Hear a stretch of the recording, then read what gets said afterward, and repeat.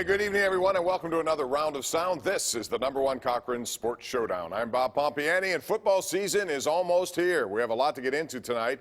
We're going to talk about the Penguins a little bit later and some of the moves they are making and moves they still may make. But the #1 topic tonight on the #1 Cochran Sports Showdown will be the Steelers. Looking forward to their opener against the New York Giants. And here to discuss your panel tonight, Rich Walsh, my colleague over in Studio B, Andrew Fillipponi from the PM team, and filling in for Jim Rome tomorrow on CBS Sports.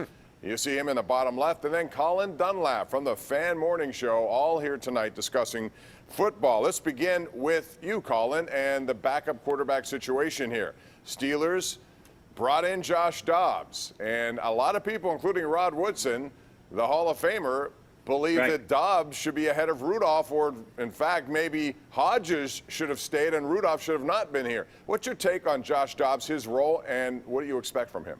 Well, it shows the comfort level that they have with someone that was formerly here and just how much they didn't have during camp. When you have a shortened camp, when you have no OTAs, they want somebody who knows the playbook. That said, Mason Rudolph's a better quarterback than Josh Dobbs. And Pony's going to disagree with me, but he just is. Mason Rudolph's better. But this is an argument that's in some ways silly and nonsensical, and we have because we talk about sports.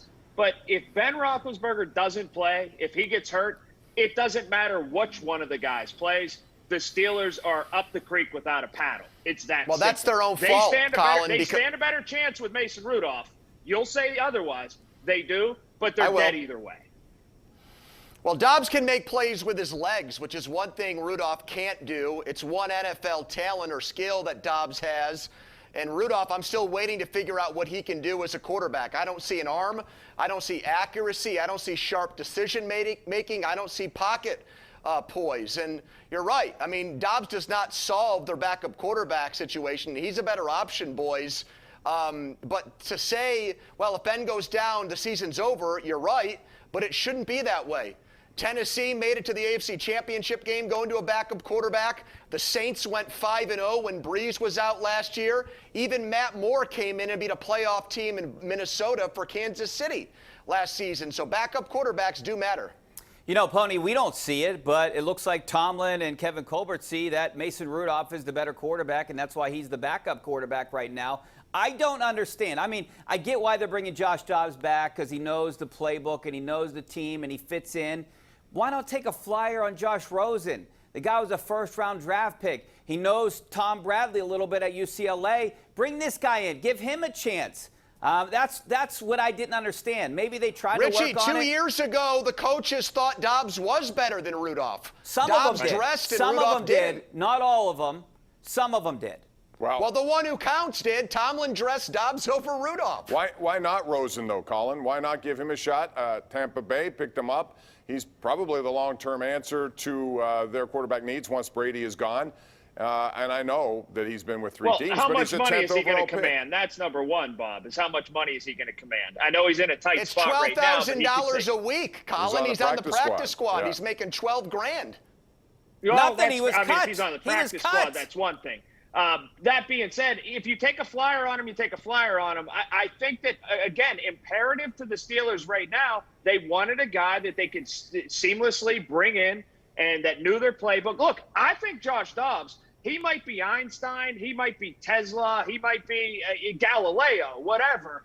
I think he stinks as a quarterback, and I think that he does. So I don't disagree with you. I don't think he loses the job to Dodge. Wait, hold on a minute. The Steelers from day one, when they took Mason Rudolph where they took Mason Rudolph, they knew, or at least they thought, he was going to be the heir apparent to Ben Roethlisberger, and they still feel that way. That's why I might bring in Rosen. They're not bringing in Rosen. They still feel as if Mason Rudolph is the quarterback after Ben Roethlisberger. Do you guys think he's the quarterback of the future? Mason Rudolph, right now, do all you guys think he potentially is?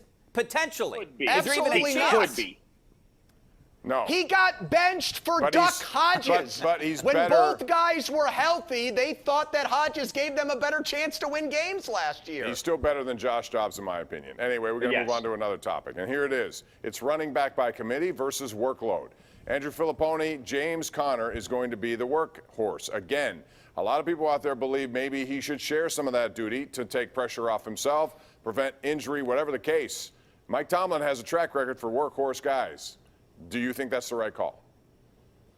I don't really think he has another choice right now, Bob. I mean, I think Connor will inevitably get injured again. I don't think he can be a guy that withstands the punishment of being a workhorse back for 16 games, but they didn't build the depth chart behind Connor this offseason. I like the Steelers a lot, and we'll get to that later, but they do have some weaknesses on their roster, and I think the running back room is one of them. I'm not buying into Benny Snell's weight loss, and they've already said that McFarland is just a home run hitting back. It's the worst running back depth chart in the entire AFC North.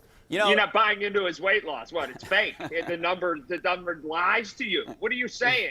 The weight loss is a fixed number. I'm saying he loses Andrew. 12 pounds and he doesn't turn into Le'Veon Bell in his prime. That's what I'm saying. I don't think he it's does a matter either. of, But what I think he does is a guy he turns into is a guy that should merit some more carries, especially if James Conner doesn't get it done. Look around the league and how many teams have had success with running back by committee. It's okay to sprinkle the carries in a little bit more than Mike Tomlin has in the past. But why? He's a worse version of James Conner. Here's what I don't understand. It's not a matter of when James Conner if James Conner will get hurt. It's a matter of when.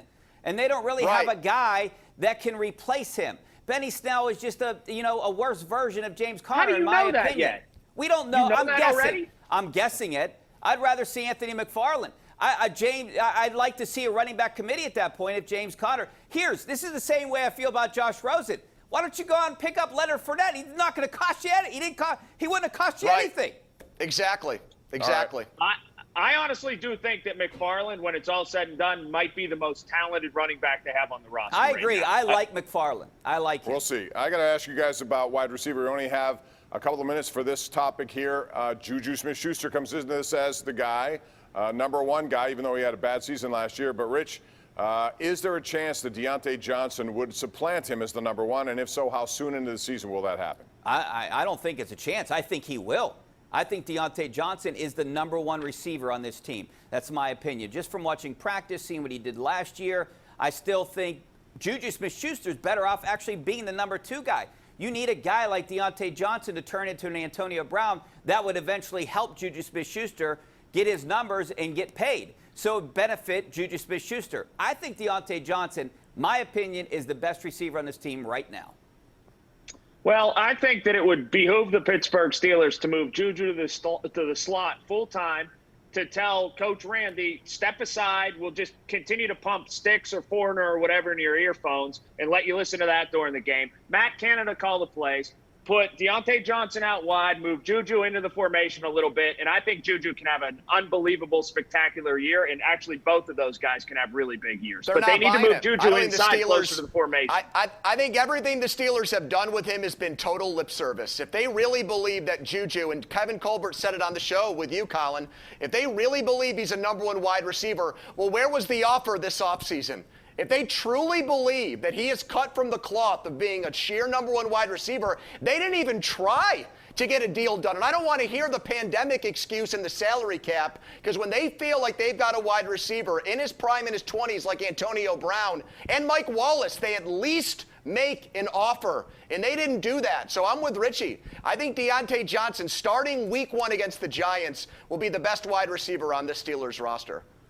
Very interesting. I disagree. I think Juju Smith-Schuster is going to have a big year, and he is motivated by a lot of things, including Keenan Allen's contract, which is another topic for another time.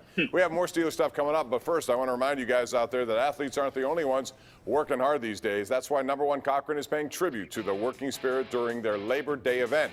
From the front lines to the home front, number one Cochran thanks you for doing your part during these unpredictable times. They're also extending their best offers of the year, plus $1,000 over KBB for trades. It's all happening right now at number one Cochran locations. Open Labor Day 9 to 5. Offers available all week long. We'll be back with more Steelers next.